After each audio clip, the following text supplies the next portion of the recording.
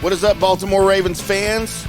Card Tim here with your Baltimore Ravens Seattle Seahawks post-game quick hits. The game just ended about 5 minutes ago, and I had to collect my thoughts here for a second. But I don't know that there could have been a more impressive win. There were issues with the game today, but hey, let's give credit where credit is due.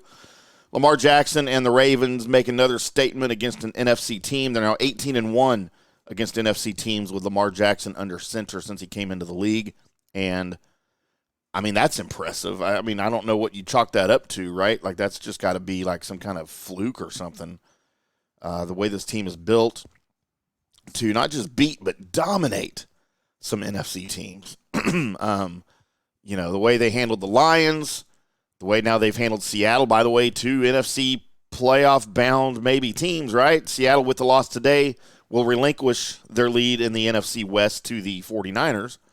But as of the game, they were the division leader.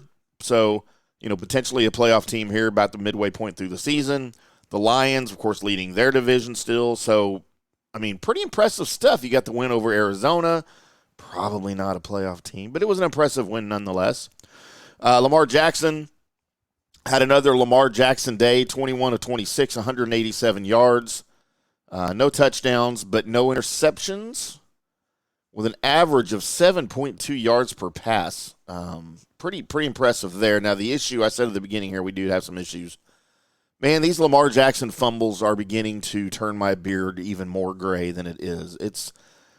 It's almost to the point that it's going to start costing the team games if he can't get this under control. 2 fumbles today, 1 lost for Lamar. OBJ, by the way, congratulations, OBJ, for scoring your first touchdown with the Ravens. Congratulations to Keaton Mitchell on a humongous day and scoring your first NFL career touchdown. We'll get into him here in just a second. But the OBJ fumble, you saw it coming the way he was holding the ball as he was being tackled to the ground. That was no shock. And Lamar Jackson, I think just sometimes, for everything he does so good, everything he does so well, sometimes I just think he loses track of where he is in the pocket and the people around him, and maybe doesn't have the spatial awareness of what's going on around him, which sounds weird to say about Lamar Jackson, but I don't know how else to attribute his proficiency for fumbling the ball when he gets touched in the pocket. It's maddening to me sometimes, and that is an issue that needs to be addressed, because that can start to cost you games here later in the season, and especially, you know, hopefully in the playoffs, it won't be an issue, but let's hope the Ravens, and now it's 7-2 and 3-1 at home, are playoff bound this season for sure, still leading the division after today. Keaton Mitchell, though, 9 carries, 138 yards in the long touchdown. And then he had another long run, and, you know, congratulations to him for everything he accomplished today. Gus Edwards, 5 carries, 52 yards. By the way, Keaton Mitchell had an average of 15.3 yards a carry. Gus Edwards, 10.4 yards per carry. Justice Hill did a lot of the dirty work inside, 13 carries, 40 yards. And, of course, Huntley scrambled 4 times for 8 yards. Jackson, 10 carries for 60 yards before he exited the game for rest, rightfully so. Get him out of there. Give Huntley a little bit of practice under center there in real game action. The Ravens amassed 298 yards on the ground today against the Seahawks, against a Seahawks team that's been pretty good against the run lately. So kudos to the Ravens and Todd Monken and everything they accomplished today against a really good defense. I said in the pregame yesterday that I was a little concerned about the running game. Boy, do I sound stupid. Wouldn't be the first time, to be honest with you. 3 touchdowns on the ground. Of course, Edwards scoring twice. Mitchell with his long run. As far as the receivers go, Mark Andrews led the way with 9 catches, 80 yards.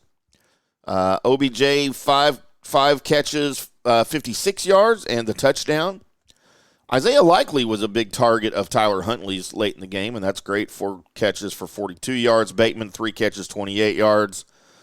Zay Flowers was pretty much held in check today. He just had 1 catch for 11 yards, and that was his only target.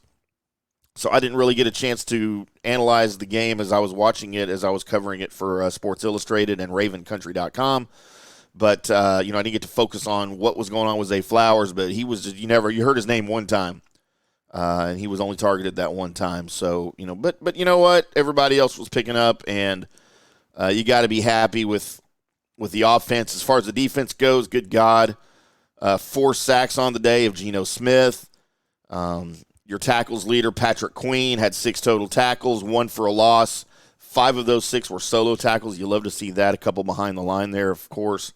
But, overall a great day, I think, for the Ravens and for Ravens flock. Now you get ready for a division rivalry against the Cleveland Browns at noon Central, 1 p.m. Eastern next week. And, I don't know what to think of the Brownies because as much as you hate them, sometimes they play really well, sometimes they don't. You just never know what you're going to get from the Browns and from Deshaun Watson, or if he's even going to play. He could, get a hangnail or something during the week, and he's got to sit out. But you always got to respect that defense and Myles Garrett and some of the other boys on that defense over there. So we'll get into the Cleveland Browns matchup with the Ravens early in the week and do some more shows on that. But congratulations to the Ravens. Suck it, Seattle Seahawks. Suck it, the rest of the AFC North, because the Ravens are on a mission this season, and they have shown that over the last couple of weeks. So you guys enjoy the win. Sit back, relax, and enjoy some late games. Cowboys and Eagles, the game of the week for Fox coming up. That's what I'm headed over to cover for Sports Illustrated and CowboysSI.com. I'll be focused on that the rest of the afternoon. But you guys enjoy the late games. Enjoy your game tonight. Enjoy Monday Night Football tomorrow. And we'll see you early in the week. Until then, boys and girls, take care.